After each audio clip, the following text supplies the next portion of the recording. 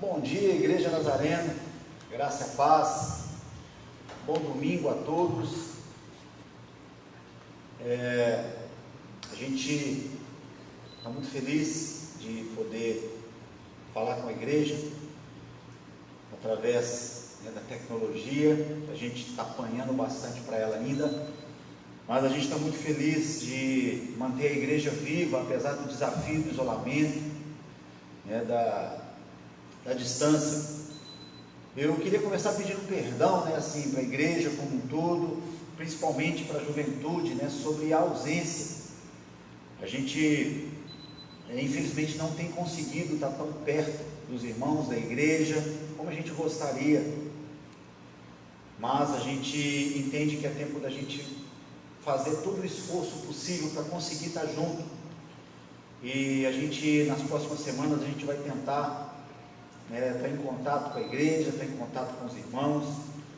Mas, no primeiro momento, eu queria pedir perdão para a igreja, para os irmãos, pela distância, a gente não tem conseguido entrar em contato, e a gente sabe que é importante, nesse momento, a gente fazer e não medir esforços para estar junto.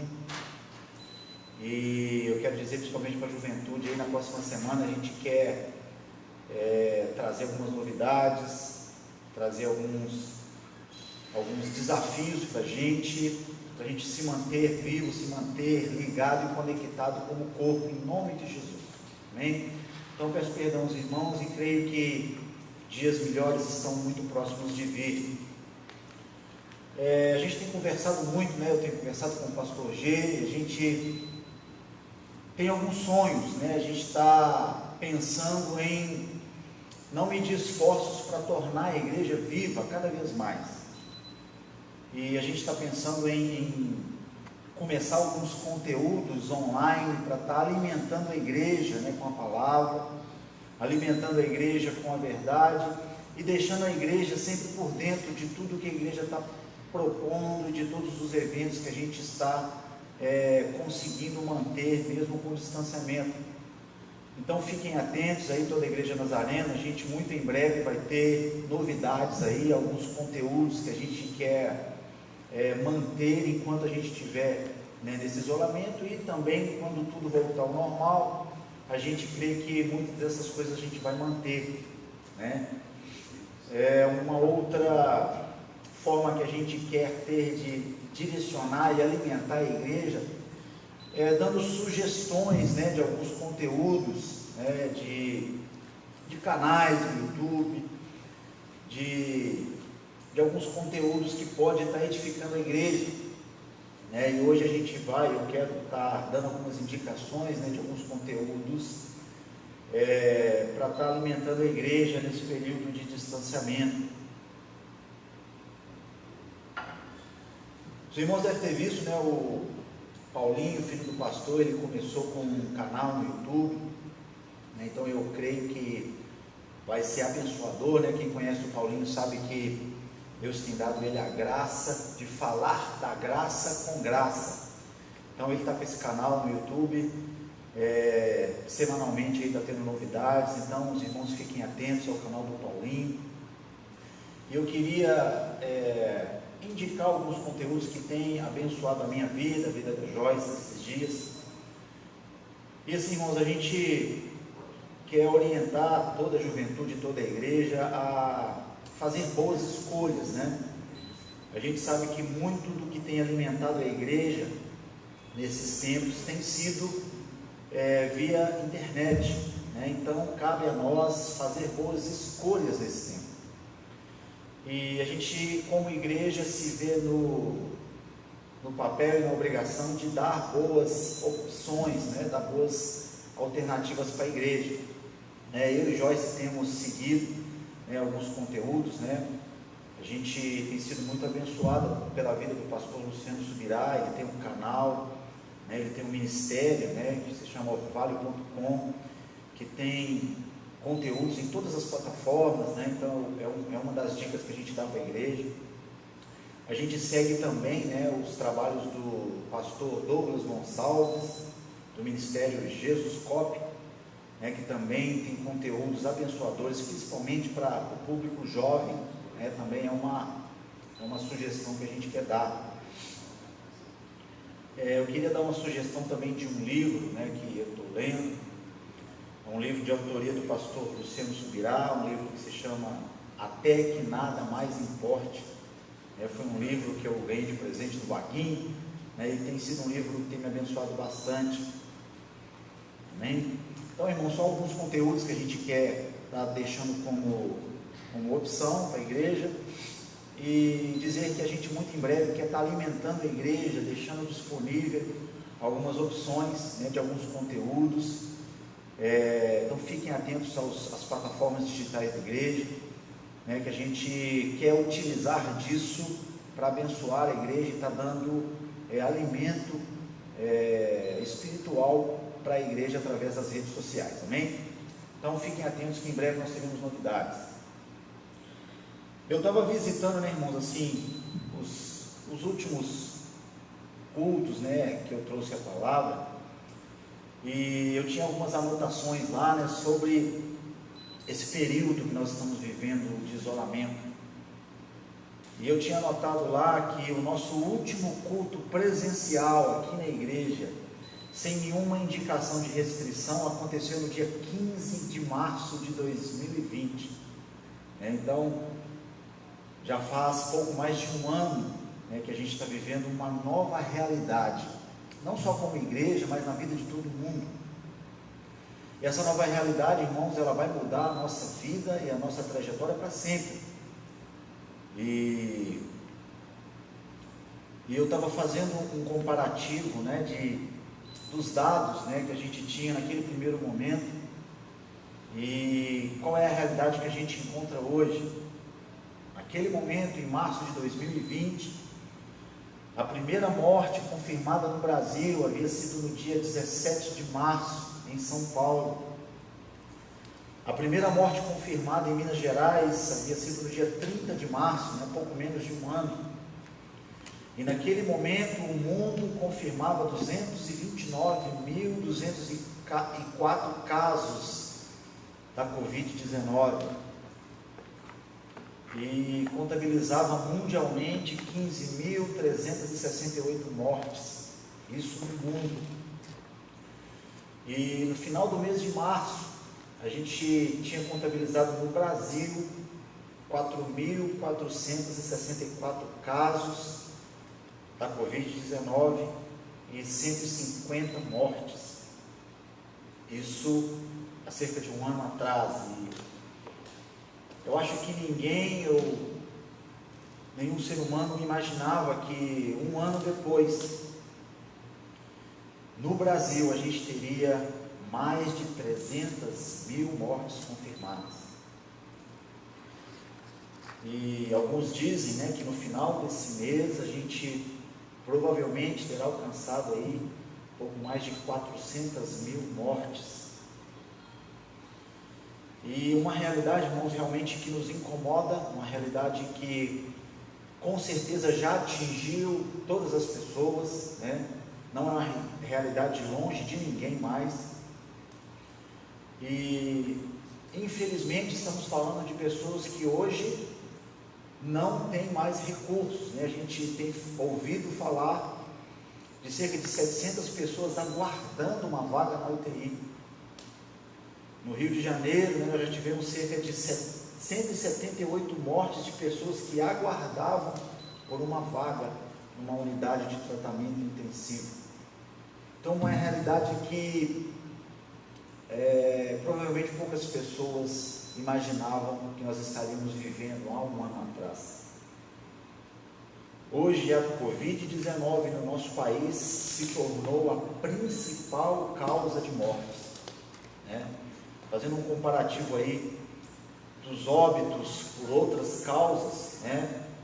Fazendo um comparativo de óbitos por AIDS, só para a gente ter uma ideia, de 1996 a 2019, tivemos no Brasil confirmados 281.000 óbitos em decorrência do HIV, né? E na Covid-19, em menos de um ano, né, nós já alcançamos esse número.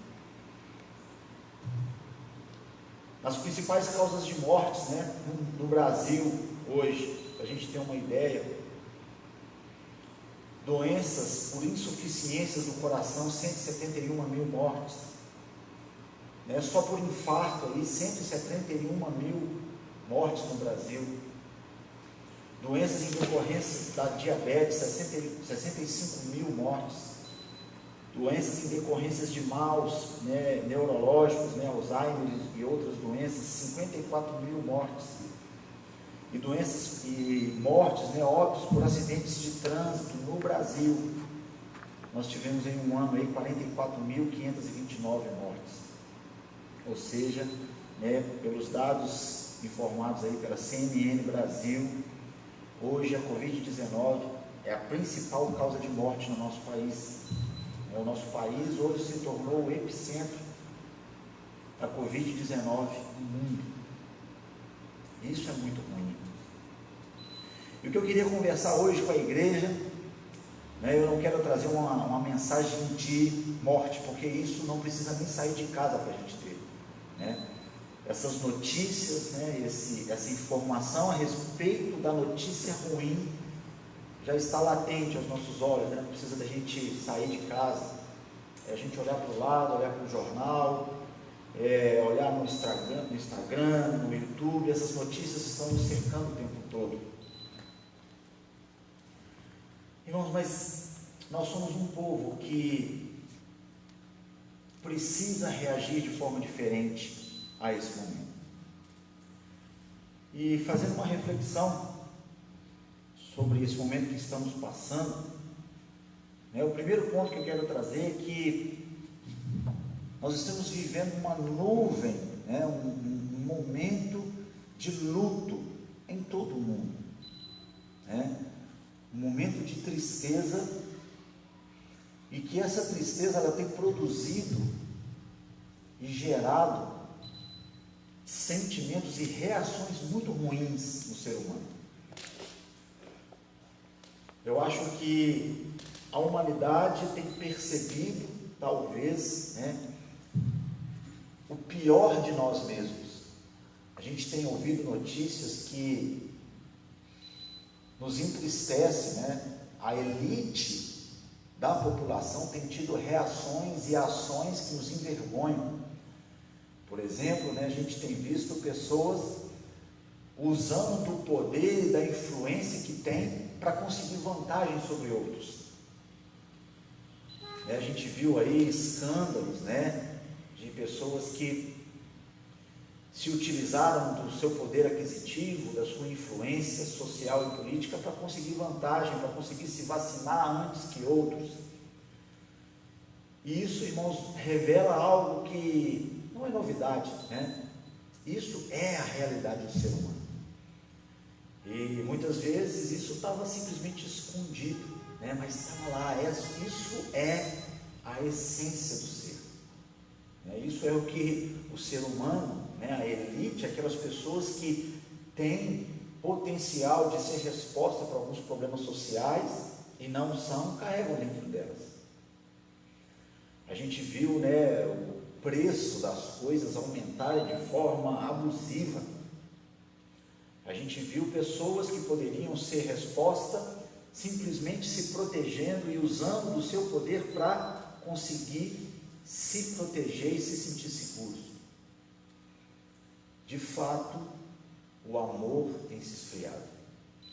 A gente vê pessoas revoltadas por não conseguir celebrar suas festas, pessoas incomodadas por não conseguir ter ajuntamentos para conseguir celebrar, para conseguir curtir. Isso é a essência do ser humano. E, de fato, essa realidade tem alcançado até a igreja, até o povo de Deus. Lá em Mateus, capítulo 24, no versículo 12, a própria palavra de Deus já nos alertava sobre isso. E por se multiplicar a iniquidade, o amor de muitos se esfriaria. E essa realidade nunca foi tão latente. A gente vê discussões ambições o tempo todo focadas em interesses, né? Igrejas, às vezes, reclamando o fato de poder se reunir ou não. Irmãos, essa não é a questão. Essa não é a questão se nós vamos poder se reunir ou não, se as medidas que estão sendo direcionadas pelas autoridades estão certas ou não. Isso não é, irmãos, o principal ponto. O principal ponto são vidas além das nossas. E eu queria que a gente refletisse um pouco sobre isso como igreja, porque a palavra nos garante que a tribulação, para esse povo que se chama igreja, para esse povo que segue aquele que se entregou por nós, chamado Jesus Cristo, momentos de crise, momentos de tribulação deveria gerar algo diferente em nós. E nem sempre é isso que a gente tem visto.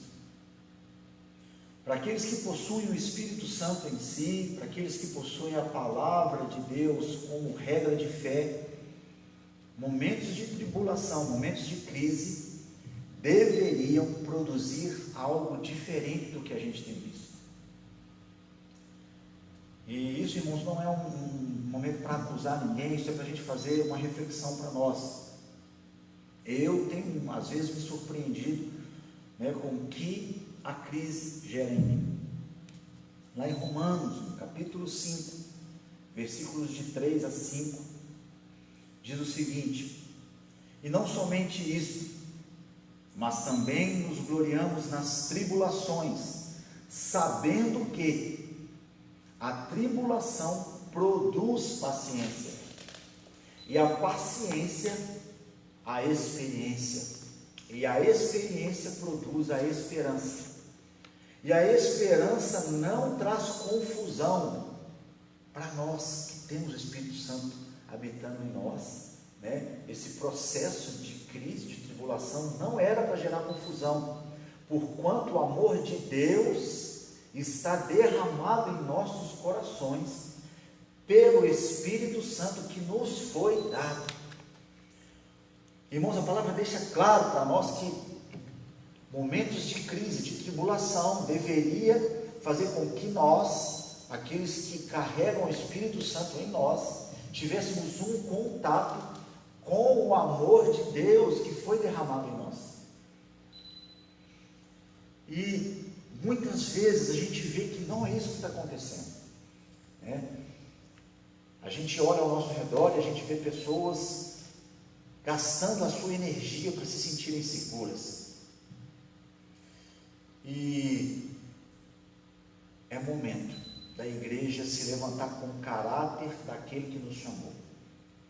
É momento, irmãos, da igreja demonstrar empatia, demonstrar o caráter de Jesus impresso em nós. E isso, irmãos, é um desafio. Mas se existe um povo que está pronto para esse desafio, somos nós, o povo de Deus. Amém? Então esse é o primeiro ponto que eu queria deixar com os irmãos. O que essa crise produziu no mundo? E o que essa crise tem produzido em nós como igreja? Essa é uma pergunta, que está sendo respondida ao decorrer dos dias aí. A gente constantemente tem se deparado com a reação de pessoas e com a postura de algumas pessoas que representam a igreja que não condizem com a palavra. E a gente leu aqui que a palavra nos orienta que a tribulação produz algo em nós. E isso que ela produz nos remete ao amor e principalmente ao outro. E o segundo ponto, irmãos, que eu queria que a gente pensasse junto, eu sei que essa questão do online é um desafio, da gente manter a atenção dos irmãos, mas eu peço que os irmãos tentem ficar atentos o máximo possível. Eu prometo que vai ser bem rápido. O segundo ponto é que a gente tem aprendido que o que mantém a igreja verdadeira viva não são os ajuntamentos, não são as nossas reuniões. não é aquilo que a gente faz quando estamos aqui dentro desse templo que nos mantém vivos como corpo, porque a palavra nos orienta que nós somos um corpo, né? O corpo é um organismo vivo, o qual a cabeça é Jesus.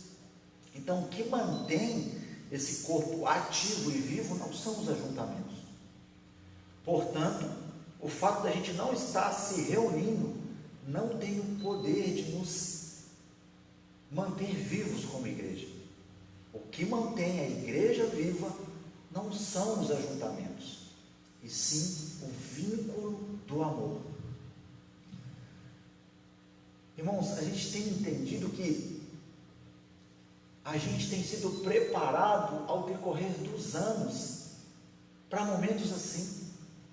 Tem um versículo muito conhecido, né, que está lá em Filipenses, capítulo 4, versículo 13. Todo mundo conhece esse versículo. Fala: tudo posso naquele que me fortalece.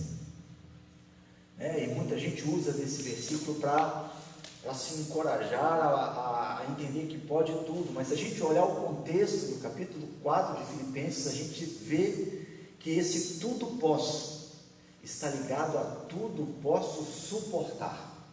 E não tudo posso fazer.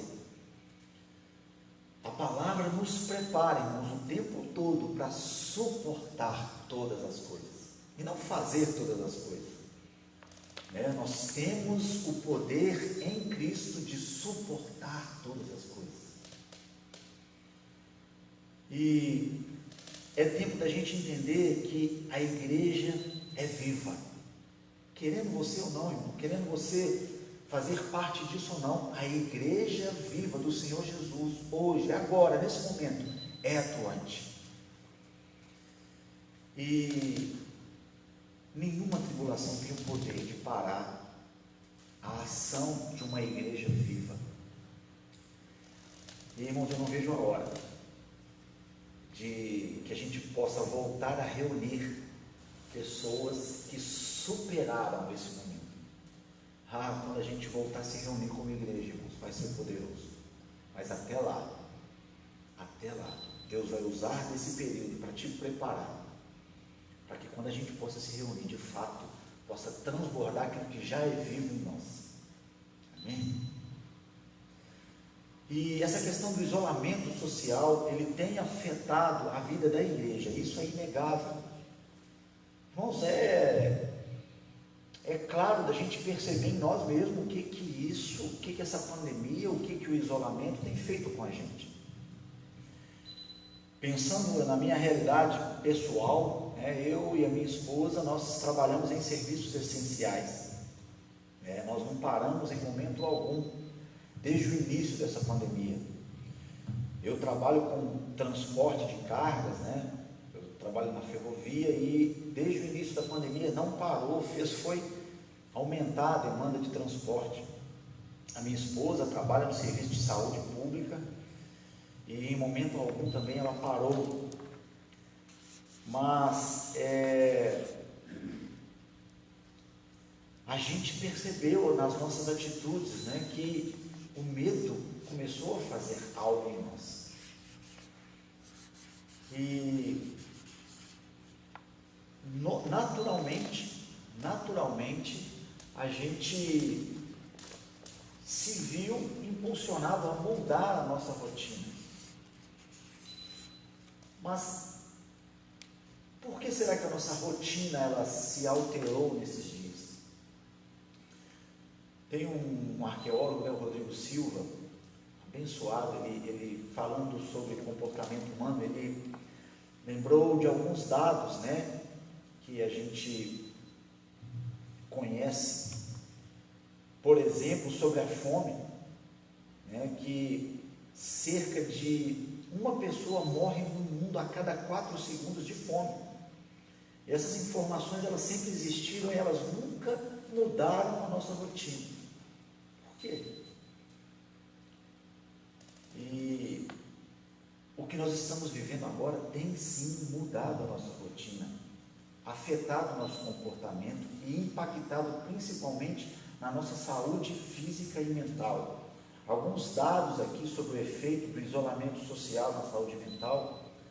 uma entrevista, né, que o pastor Carlito Paes publicou no site da Igreja da Cidade, fala que 40,4% das pessoas entrevistadas se sentiram frequentemente tristes ou deprimidas.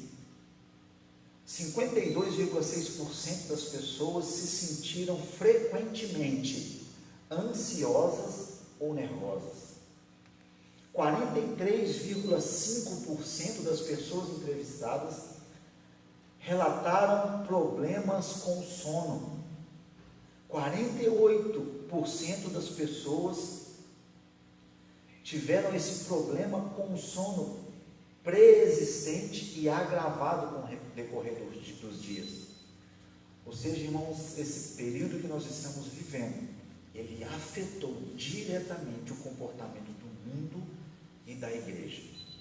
E a gente precisa perceber o que isso tem feito comigo, com você, nós como sociedade, nós como igreja. A gente precisa perceber como esse período tem afetado o nosso comportamento, porque isso vai dizer se nós estamos baseados naquilo que nós cremos ou naquilo que nós temos recebido como notícia.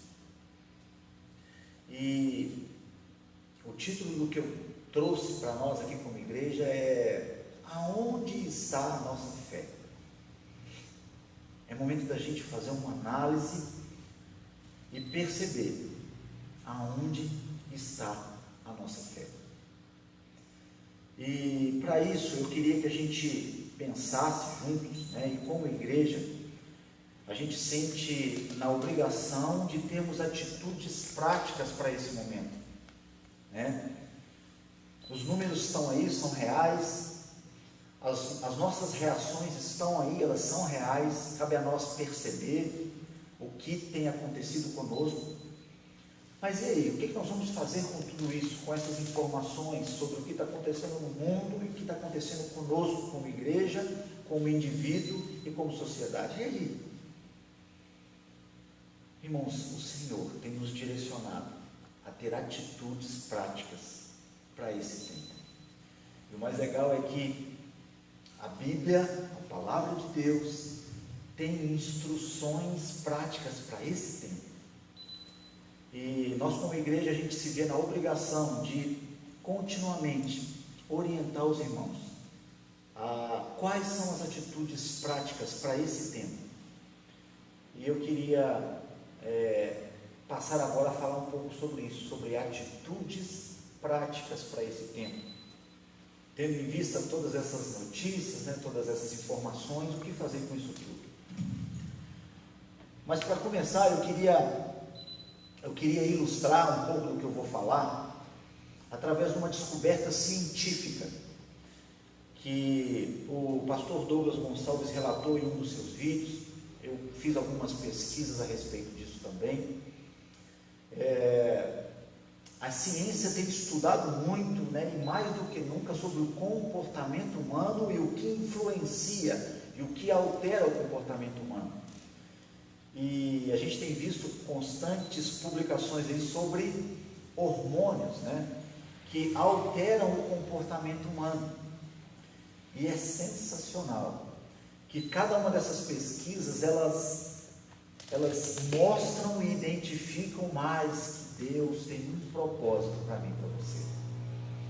E esse estudo que o pastor Douglas Gonçalves relatou no seu vídeo, tratando sobre ansiedade, fala sobre um hormônio ou um neurohormônio chamado ocitocina.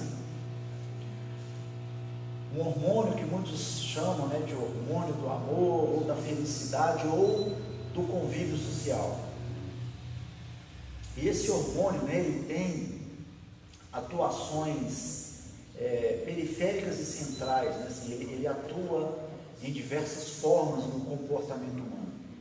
E um exemplo da atuação desse hormônio para as mamães aí, esse hormônio ele é liberado em grandes quantidades no ato do parto, da mulher dar à luz. Por que esse hormônio é liberado nesse momento?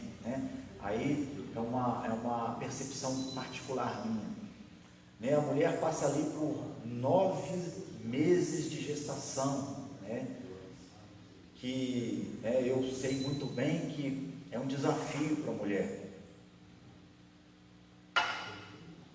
E ali o ato de dar à luz, né, é comparado muitas vezes à exaustão física extrema, né? Alguns falam que naquele ato ali de dar à luz, a mulher chega a estar comparada a uma maratonista, né? Alguém que fez uma longa maratona. E como que alguém, né, vai manter um vínculo afetivo com o filho após passar por um período assim, né, de tanta exaustão e de tanto desgaste?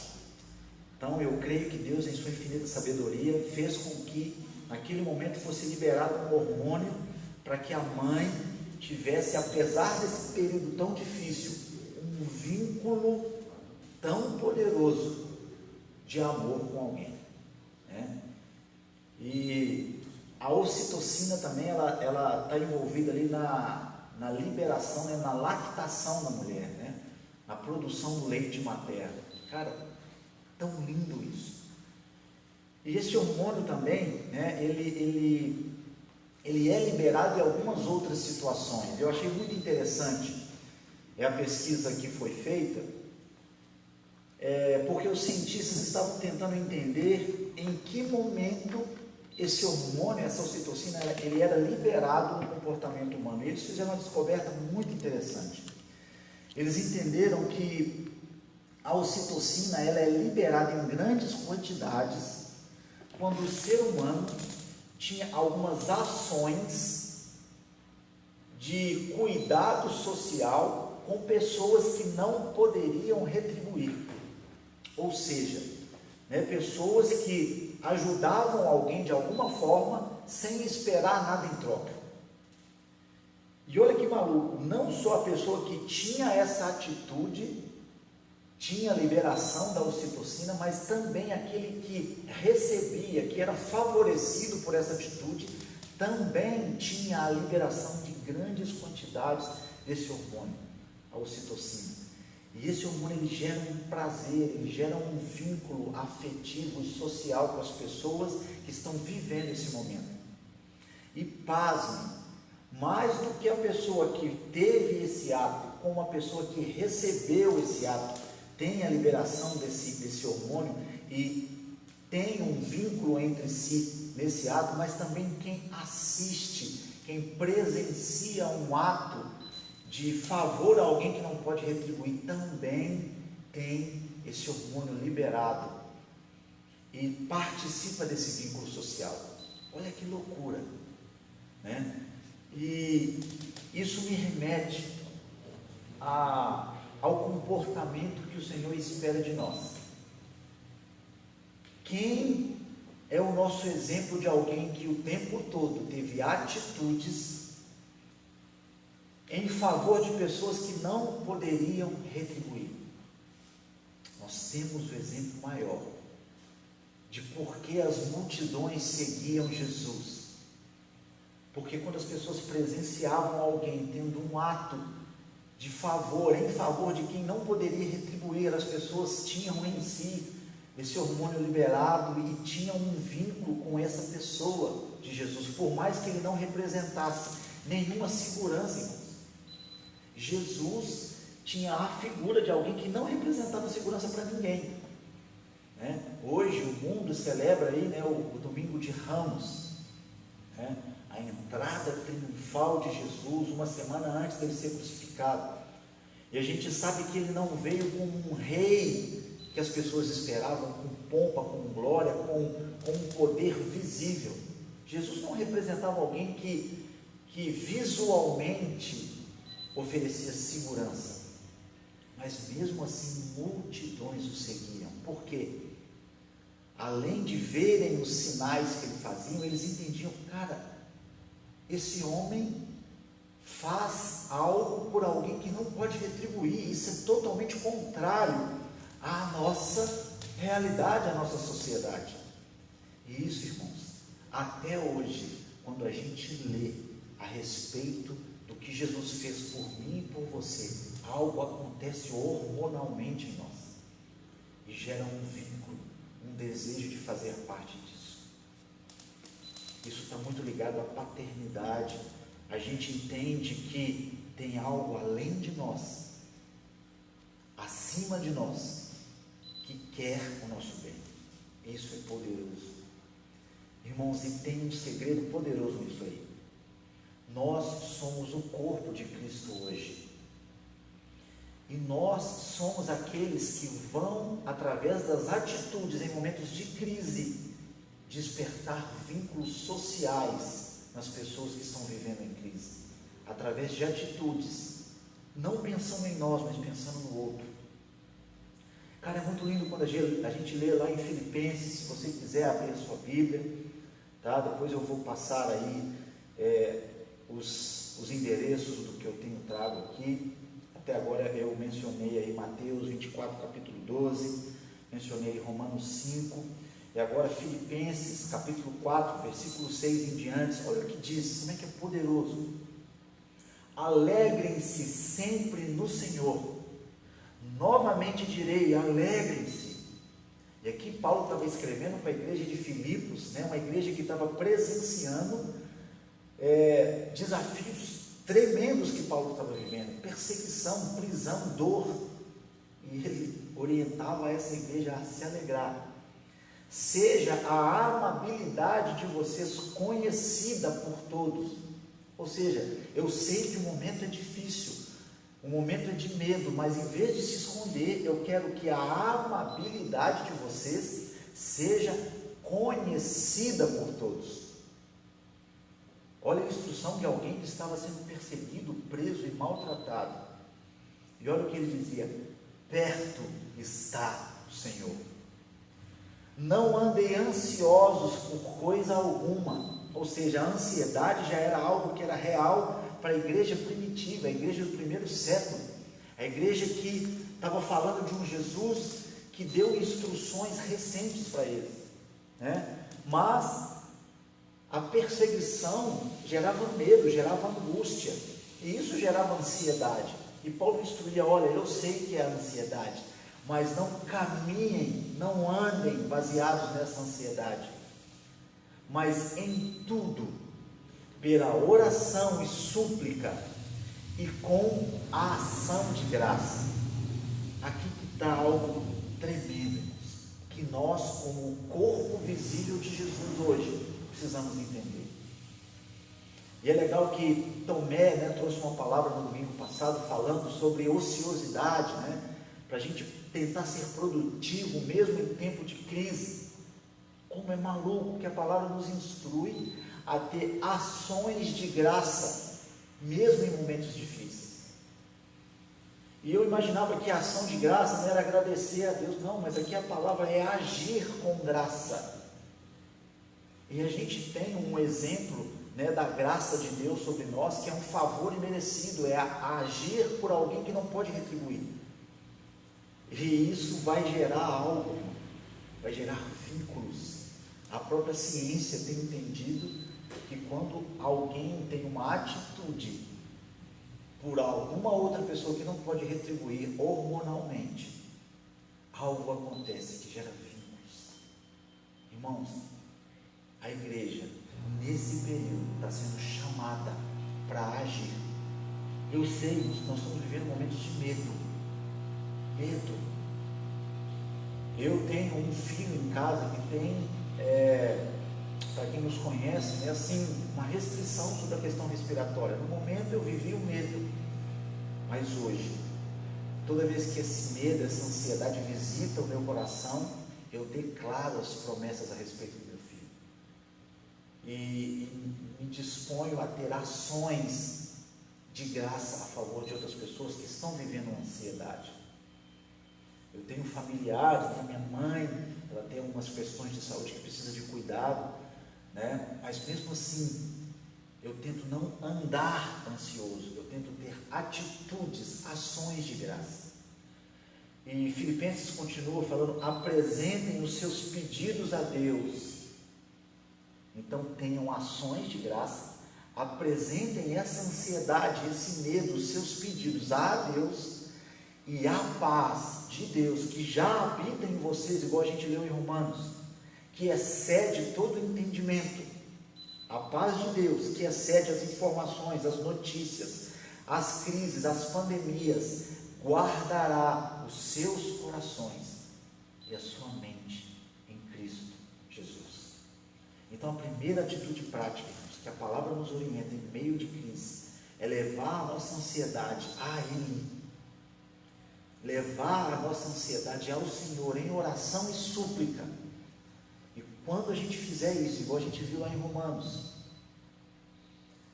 a gente vai ter um contato com o amor de Deus que foi derramado em nós pelo Espírito Santo. E esse amor vai nos levar a ter atitudes de ações de graça. A gente vai ter um sentimento no nosso coração gerado pelo amor de Deus, de fazer algo pelo outro. A gente não vai querer, irmão, ser vacinado, a gente vai querer que o outro seja. A gente não vai preocupar, irmão, se a nossa despensa está vazia, a gente vai preocupar se os missionários da missão Amém estão sendo supridos. A gente não vai preocupar com a minha casa, eu sei que os meus estão guardados no Senhor. Eu vou me preocupar como a igreja está vivendo. Será que aqueles que não conhecem o Senhor, será que eles estão ansiosos? Será que eles estão doentes por causa disso?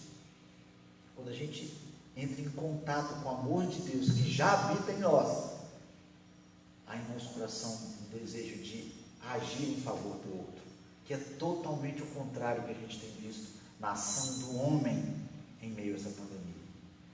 Lá em 2 Coríntios, no capítulo 8, no versículo 1, Paulo também traz uma orientação ao povo de Corinto. Agora, irmãos, queremos que vocês tomem conhecimento da graça que Deus concedeu às igrejas da Macedônia, no meio da mais severa tribulação, a grande alegria e em extrema pobreza, eles transbordaram em rica generosidade. Irmãos, a igreja, na sua trajetória, agiu de forma diferente à crise. Ela sempre agiu em favor do outro, ela tornou conhecida a amabilidade, ela tornou conhecida a graça de Deus, ela tornou conhecida a empatia, ela se colocou no lugar do outro, ela gerou vínculos no qual tornou conhecida o amor de Deus, e não pode ser diferente nos nossos dias. Então eu quero te orientar a agir em favor do outro, mesmo em meio à crise, em nome de Jesus. Então essa é a primeira atitude que eu queria colocar na vida dos irmãos, né? Levar as nossas súplicas no lugar certo, o nosso medo, a nossa ansiedade ao Senhor, e ter atitudes de graça, de empatia. A segunda atitude prática, meus irmãos, que eu queria que a gente ficasse atento nesses dias. Nós não estamos nos reunindo como igreja, muitos não estão trabalhando, muitos não estão conseguindo sair muito dos seus lares, e nós estamos sendo obrigados a conviver com os nossos entes mais próximos, né? Então, irmãos, agora os corações dos pais precisam estar convertidos aos corações dos filhos e dos filhos aos pais, senão vai ser insuportável viver em família nesses dias. Mas eu vejo um mover de Deus nesse sentido, irmãos, e é momento da gente, na nossa casa, no nosso dia a dia, fazer da nossa família, do nosso lar, um altar de adoração a Deus.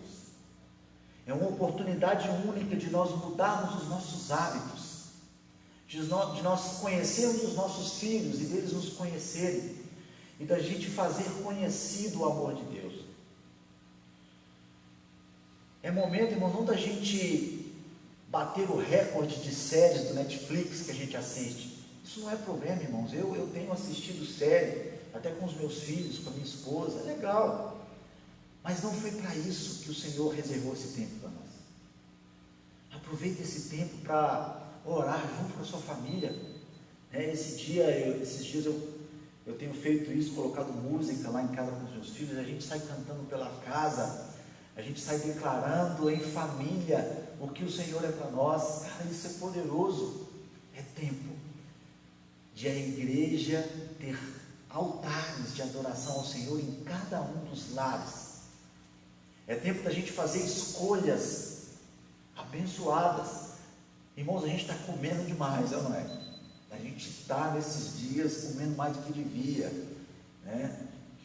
E lá a gente tem aprendido a fazer todas as refeições juntos, todas elas, todas, o café da manhã, o café da tarde, o almoço, às vezes é um pão com ovo, a gente come na mesa junto, porque tem um poder nisso. Aumente os vínculos familiares, faça da tua casa uma igreja, uma extensão do reino de Deus, crie bons hábitos, irmãos. E Deus trouxe algo no meu coração nesses dias, que Ele quer fazer nos lares algo que vai refletir na sociedade quando tudo isso passar. Irmãos, eu creio que quando tudo isso passar, Deus vai fazer algo em alguns lares, em algumas famílias. Deus vai colocar algo tão poderoso na vida das famílias, que quando essas famílias saírem do conceito familiar, virá um avivamento jamais visto na história da humanidade. E Deus trouxe no meu coração algo tão poderoso, que não sei se vocês se lembram, né? Mas o próprio Deus escolheu uma família para gerar a salvação do mundo. Vocês sabem de qual família eu estou falando. Maria e José foram escolhidos, né? Não por causa da sua estrutura, mas por causa do amor, por causa dos vínculos que gerariam, para que a salvação fosse gerada no seio familiar. E isso está acontecendo de novo nos nossos dias. Irmãos, a salvação está sendo gerada nas nossas famílias. Eu tenho percebido, irmãos, uma geração que vai vir libertar e proclamar o amor e o reino do Senhor de forma sobrenatural quando tudo isso passar. A tribulação vai preparar, através do lar, algo que trará um avivamento. Assim como a Sagrada Família foi usada por Deus para gerar a salvação do mundo, que é o nosso Senhor e Salvador Jesus Cristo, nos nossos dias, os lares, as famílias estão sendo utilizadas para gerarem salvação para o mundo, para gerarem resposta em tempos de crise. Então, irmãos, a segunda dica prática: faça boas escolhas, irmãos.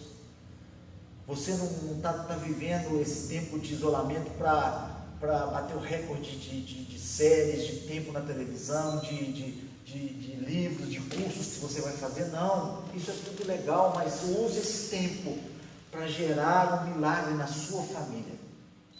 A sua família é um ambiente propício para que a salvação seja gerada.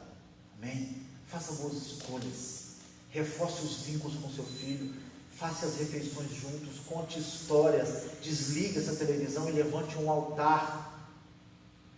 Desligue as telas por um tempo e façam refeições juntos. Ensine os seus filhos a cozinharem com você, conte as suas histórias para os seus filhos. Crie vínculos, ame os seus filhos como jamais você fez antes. Faça os seus filhos desejarem constituir famílias. Irmãos, eu converso com os jovens constantemente e vejo que muitos deles não desejam ter uma família, porque a experiência que eles têm é uma experiência traumática. Mas é tempo de nós gerarmos nos nossos jovens um desejo de constituir família. Então viva família nesse tempo. Aproveite esse tempo para reforçar vínculos que foram perdidos em décadas. Em alguns meses e anos nós vamos viver um milagre dentro da nossa casa. Eu declaro isso sobre a sua família, sobre o seu lar, em nome de Jesus. E para finalizar, irmãos, meu tempo já está acabando, eu tinha muita coisa para dizer, mas nós vamos continuar, falando. Mas para finalizar, a terceira atitude prática que sustenta todas essas primeiras atitudes que eu falei, né? Que, relembrando, é a primeira atitude, a gente ter atitudes de graça mesmo em meio à crise, né? A gente fazer algo pelo outro, ter empatia, cuidar de alguém, mandar uma mensagem, amar, ser uma igreja viva mesmo em tempo de crise, né? Eu usei o exemplo aqui, né, do hormônio da ocitocina, que há uma descoberta científica que mostra que quando alguém faz algo por outra pessoa sem esperar algo em troca, algo é liberado no seu corpo que te dá prazer e gera vínculos sociais, né, inquebráveis, né? A segunda atitude prática foi fazer do seu lar um altar e reforçar os vínculos familiares. E a terceira atitude prática, que sustenta todas as outras, é focar e lembrar não só da palavra e das promessas, mas também de quem prometeu. Para finalizar, eu queria que a gente lesse o que está lá em Mateus, no capítulo 8. Irmãos, lá em João, o evangelista fala que Jesus fez vários milagres, incontáveis milagres, que não caberiam nos livros, né? Mas que os milagres que foram relatados, que estão registrados na palavra, foram registrados para o nosso ensino com uma função específica. E lá em Mateus, no capítulo 8, está registrado um milagre, né, que a gente conhece muito bem e que eu queria relatar aqui para nos ensinar também. Está lá em Mateus, no capítulo 8, versículos 5 ao 10, e diz o seguinte: entrando Jesus em Cafarnaum, dirigiu-se a ele um centurião, pedindo-lhe ajuda, e disse: Senhor, o meu servo está em casa, paralítico, em terrível sofrimento. E Jesus respondeu ao centurião: eu irei lá curá-lo. Respondeu o centurião: Senhor, eu não mereço receber-te debaixo do meu teto, mas dize uma só palavra e o meu servo será curado. Pois eu também sou um homem sujeito à autoridade, com soldados sobre o meu comando. Digo a um, vai, e ele vai, e a outro, venha, e ele vem. Diga ao meu servo, faça isso, e ele fará.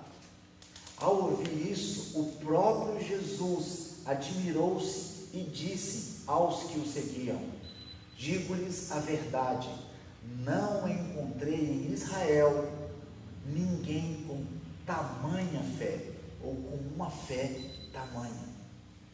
Eu queria que a gente entendesse aqui porque o próprio Jesus diz ser a fé desse homem tamanha, ou maior, a maior fé que ele já havia encontrado até ali.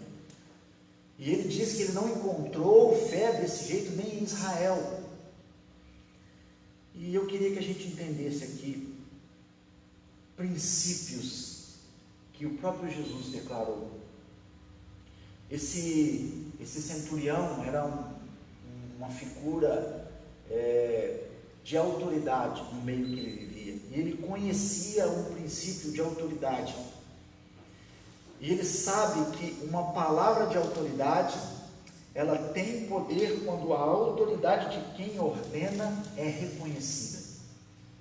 E esse centurião, ele reconhecia em Jesus uma autoridade capaz de transformar a realidade do seu servo. E essa é a fé, irmãos, necessária para os nossos dias. A gente só vai tomar posse daquilo que já foi liberado para nós como igreja, para nós como indivíduos, para nós como família, para nós como sociedade, se nós entendermos quem é que prometeu, se nós entendermos a autoridade de quem disse. Porque entendem, irmãos, o próprio Jesus disse ao centurião: beleza, eu vou lá até o seu servo e irei curá-lo. Irmãos, às vezes a gente está condicionando a nossa fé a circunstâncias, a ir até alguém, a oração de outra pessoa, a ter cultos presenciais, né? Quem entendia que milagres aconteciam só em ajuntamentos está vivendo em desespero. Irmãos, não precisa de um ajuntamento para que aconteça um milagre na sua casa agora. Nós iremos orar ao final desse momento e um milagre pode alcançar a sua casa hoje, porque a nossa fé precisa estar em quem prometeu, em quem disse. A nossa fé e o nosso relacionamento na palavra tem que estar baseado, irmãos, na autoridade de quem disse tudo que foi escrito, irmãos. Foi escrito para esse tempo. Eu queria incentivar a igreja para que essa palavra tenha poder e tenha sentido nas nossas vidas. A gente precisa entender quem é que escreveu, quem é que disse o que está escrito. Irmãos, essa palavra é poderosa. Não por acaso o próprio Deus escolheu deixar algo escrito. Deus tinha o poder, irmãos, de deixar ali um pendrive guardado em vídeo. Ele tinha esse poder, mas ele escolheu deixar escrito. Ele poderia, irmãos, abrir um telão ali agora no céu para todo mundo ver, e ele mesmo dizer pessoalmente, mas ele escolheu deixar escrito.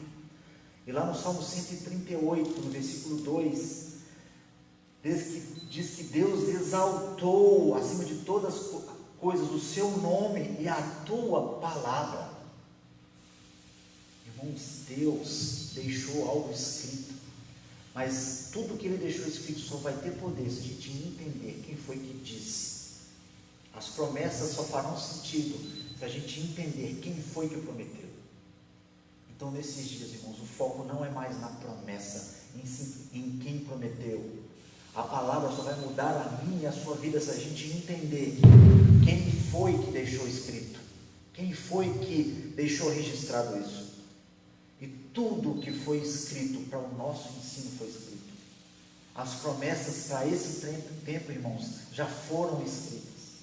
Nós não precisamos de reuniões de oração presenciais. Você não precisa que o pastor vá até você. Tome posse do que já foi dito, e a sua casa, a sua realidade será mudada em nome de Jesus. Esse centurião, ele tomou posse da autoridade de Jesus através da palavra que ele disse. Ele sabia que Jesus tinha autoridade sobre a enfermidade que estava sobre o centurião, sobre aquilo que ele estava vivendo. Ele pediu, diga uma palavra, e essa realidade será mudada. Eu queria que a gente orasse para finalizar, irmãos. É um tempo da igreja tomar o lugar que é dela. A igreja é um organismo vivo, e nós não precisamos de ajuntamentos, irmãos, para manter ações de graça.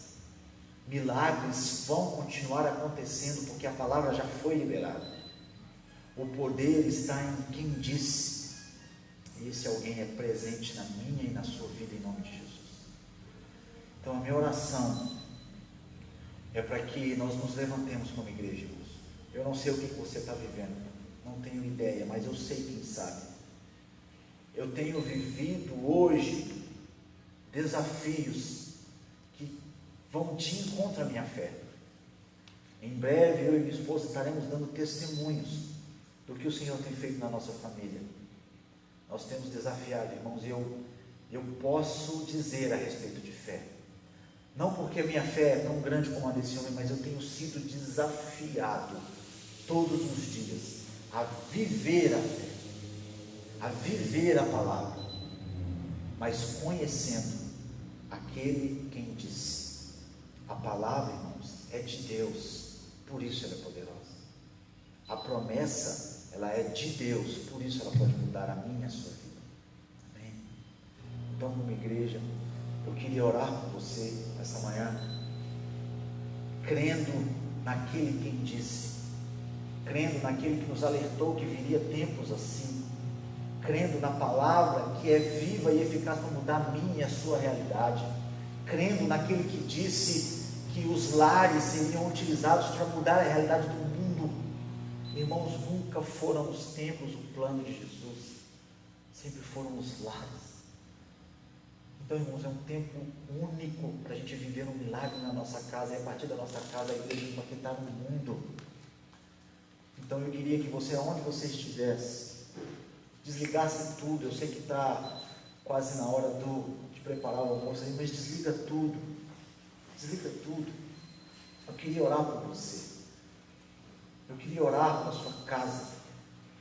Eu queria orar pela sua família. Eu queria que a gente tivesse, através dos nossos lares, agora mudando as realidades do mundo. Irmãos, eu sou otimista que essa pandemia ela vai acabar e muito em breve.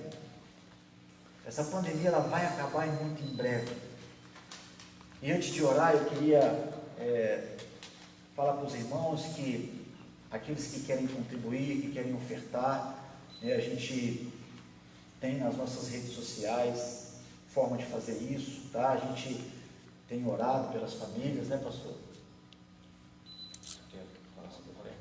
Pode continuar. E a gente quer dar essa oportunidade para você semear na vida da igreja, na vida de outros, tá? Nas nossas plataformas digitais tem instruções de como fazer isso, tá? Então esteja à vontade para estar ofertando em nome de Jesus.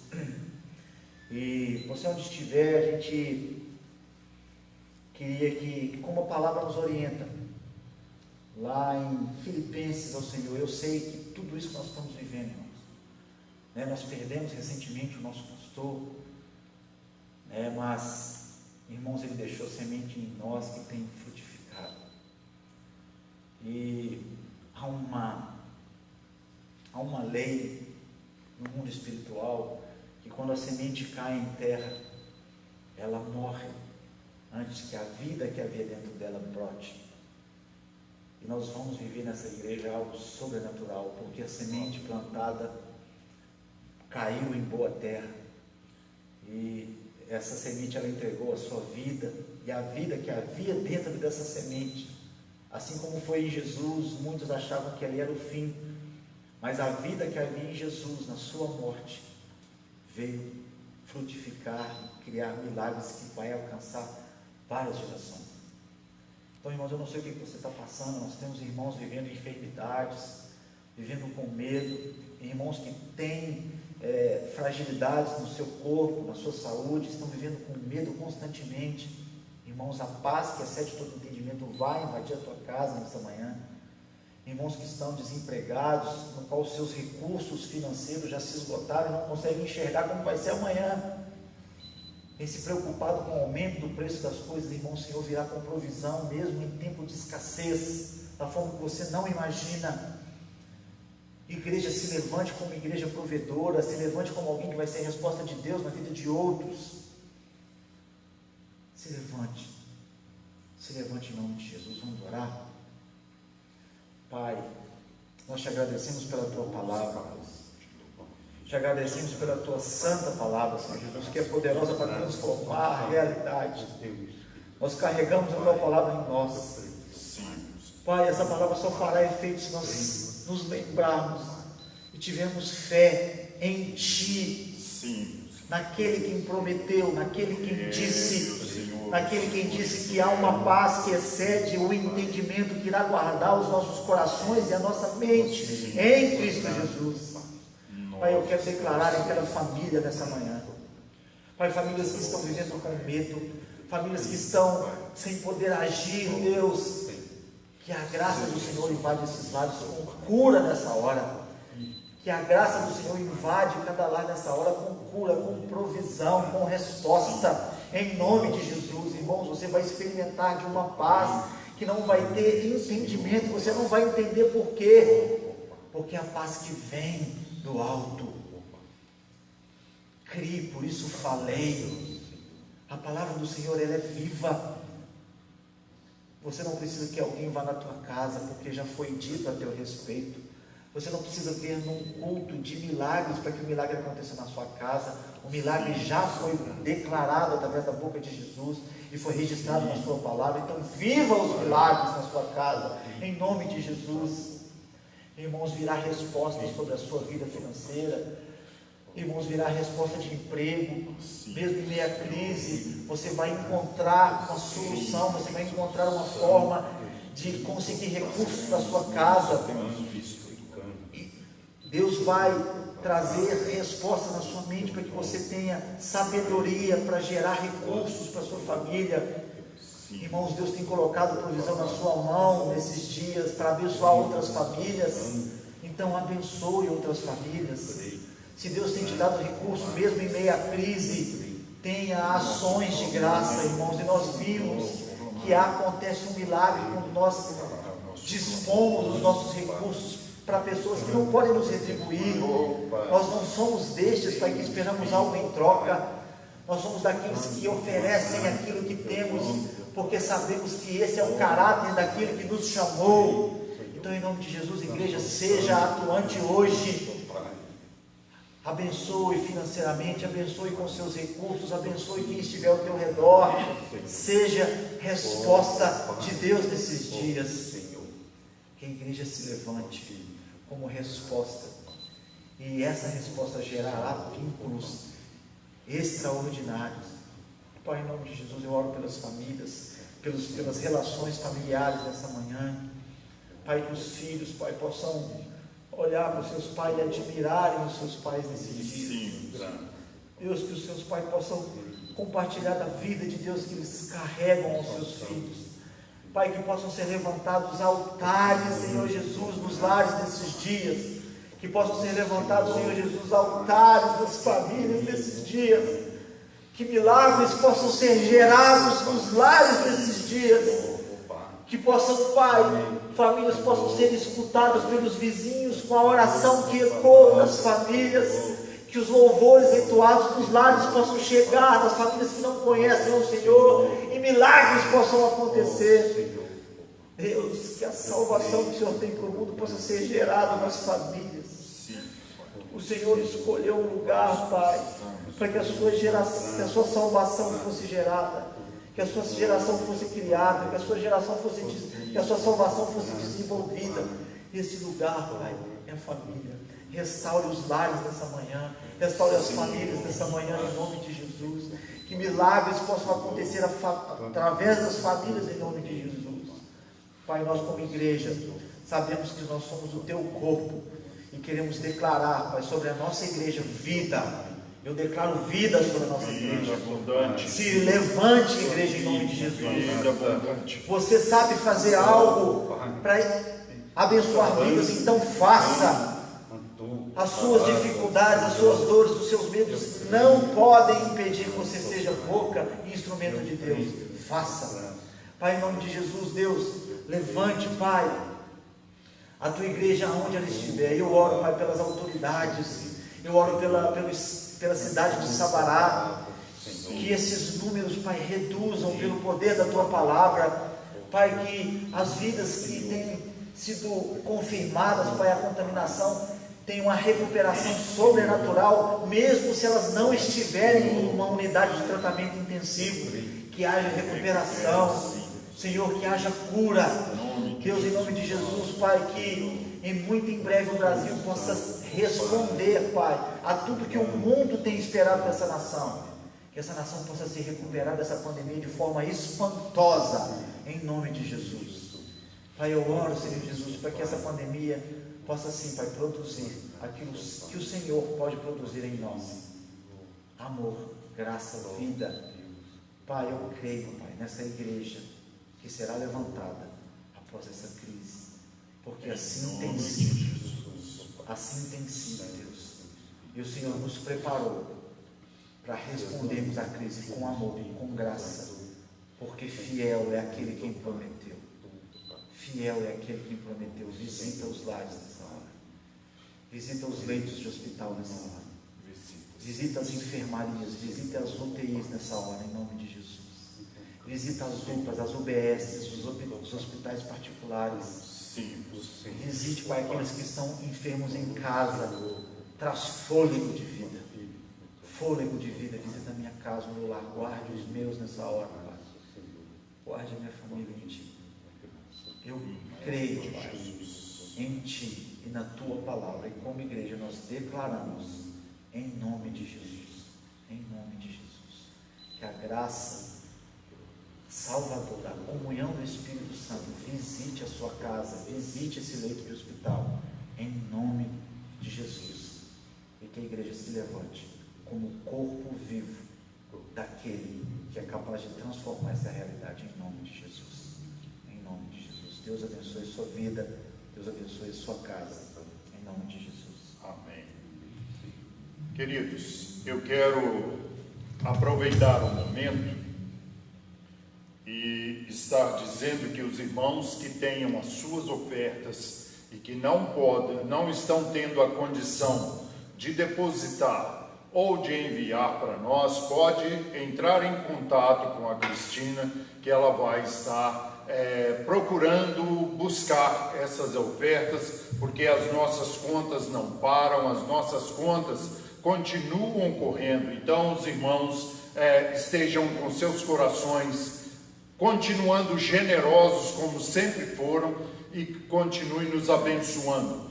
E eu quero também, irmãos, estar chamando a atenção da igreja, tá? Porque, como disse o nosso irmão, nós temos que ser igreja atuante. Nós temos que ser igreja que põe a sua fé em ação. Então, queridos, eu gostaria de estar convocando a igreja a estar num jejum de meia-noite de hoje até o meio-dia de amanhã. Um jejum total, queridos, que você possa se dispor a fazer isso, para que você veja os milagres acontecerem. Nós tivemos aí alguns vídeos que estão falando de uma grande catástrofe no dia 30, mas, queridos, nós queremos te dizer, não faça nada por medo, faça em louvor e adoração ao Senhor. É Ele que precisa ser adorado, não é o nosso jejum que vai nos dar garantia, mas é a vontade de Deus sendo feita nas nossas vidas. Então, faça esse jejum, esteja em oração, esteja buscando, esteja intercedendo e ponha a sua fé em prática, em o nome de Jesus. Que o Senhor te abençoe, te dê graça e faça abundante na sua vida, cada dia, a obra dele, no nome de Jesus. Amém.